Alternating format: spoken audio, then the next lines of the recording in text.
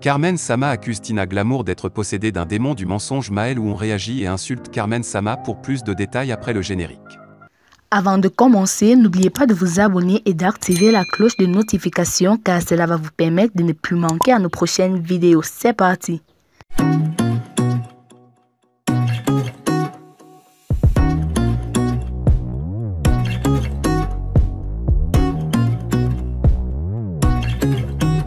Tina Glamour aux Ivoiriens. J'ai demandé à Dieu de désenvoûter ma bouche.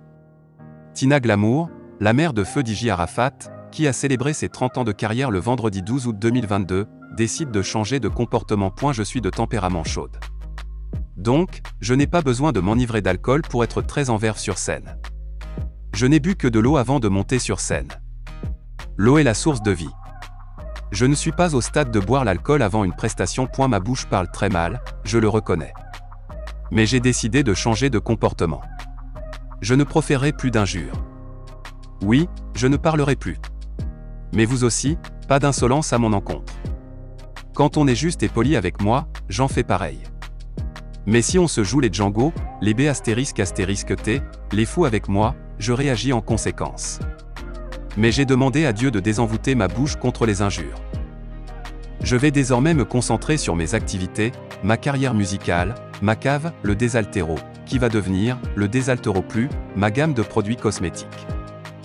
À travers mon spectacle, j'ai aussi voulu prouver de quoi je suis capable, musicalement parlant. J'ai fait 10 chansons en live. J'ai prouvé que je suis la Dja. Avise donc à tous les promoteurs de spectacles, je suis prête pour la signature de tout contrat de spectacle. Carmen Sama choisit le district de Yamoussoukro pour célébrer l'Arafat Day. Du jeudi 11 au dimanche 14 août dernier, Carmen Sama a séjourné dans la capitale politique Yamoussoukro où elle a effectué une série d'activités à l'occasion de la commémoration de la mort de son défunt mari Dji Arafat. Aux côtés de la fondation Nina Bley et la fondation Herman Zi, Carmen Sama a marrainé un match de gala à la place Jean-Paul II de Yacro. Elle a ensuite procédé à une remise de dons à l'Institut des aveugles de Toumaudi. Comme signifié par Madame Nina Bley, la valeur totale des dons, constituée de 3 tonnes de sacs de riz, du sucre, des cartons d'huile, des pâtes alimentaires, des biscuits, des cartons de javel et de poudre à laver, est estimée à 5 millions de francs CFA. Le village SOS de Yamoussoukro a aussi reçu la visite de Carmen Sama et des fondations Nina Bley et Herman Zi en que Safarel Obian. Moment de joie et de partage, on ne lisait que du bonheur dans les yeux de ces tout-petits comblés de cadeaux et heureux de voir de telles vedettes dans leur cocon. Représenté par sa dynamique équipe, Herman Zi s'est félicité du succès de ses différentes activités caritatives et des échos favorables auprès des communautés. D'autres actions de telle envergure sont prévues dans les mois à venir.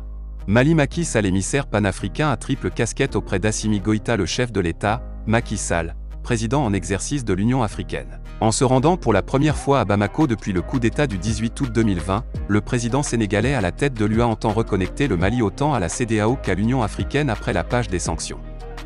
Mais l'objectif est également de rétablir des relations de confiance avec un pays fâché avec le Sénégal dont il reste un partenaire incontournable. Macky Sall, président en exercice de l'Union africaine, UA, est arrivé ce matin à Bamako pour une visite de travail et d'amitié au Mali.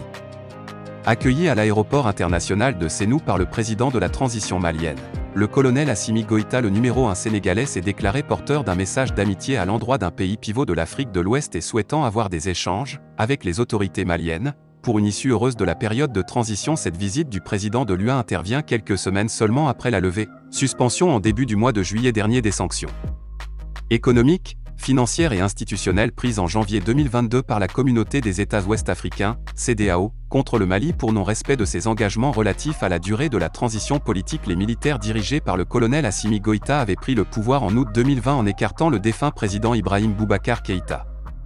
Ils ont peu à peu étalé leur emprise sur le pays avec une adhésion remarquable des populations au projet de remise en marche d'un pays confronté au fléau de la corruption, de l'instabilité, surtout, aux attaques de groupes terroristes affiliés à l'État islamique et à la mouvance Al-Qaïda. Cette intensification de la violence terroriste survient alors que la France est en voie d'achever un retrait total des troupes de Barkhane dont la plupart sont l'objet de redéploiement dans la zone dite des 3 frontières, Mali-Burkina-Niger, notamment en territoire nigérien. Dans leur dernier communiqué relatif à l'attaque terroriste de Tessi qui a causé la mort de 42 soldats maliens, Bamako a pour la première fois indiqué que les assaillants ont bénéficié d'une expertise militaire étrangère et utilisé des drones pour arriver à leur fin. Hasard du calendrier diplomatique ou simple coïncidence, la visite de Macky Sall arrive au lendemain de la condamnation des 49 soldats ivoiriens accusés par le Mali d'être des mercenaires arrêtés depuis le 10 juillet. Ils ont été emprisonnés pour atteinte à la sûreté de l'État sous l'œil impuissant des autorités ivoiriennes qui contestent la version des faits établie par Bamako. En coulisses, les négociations engagées sous l'égide du président Faure Gnassingbé ne semblent pas avoir été concluantes. À ce niveau, le concours du président sénégalais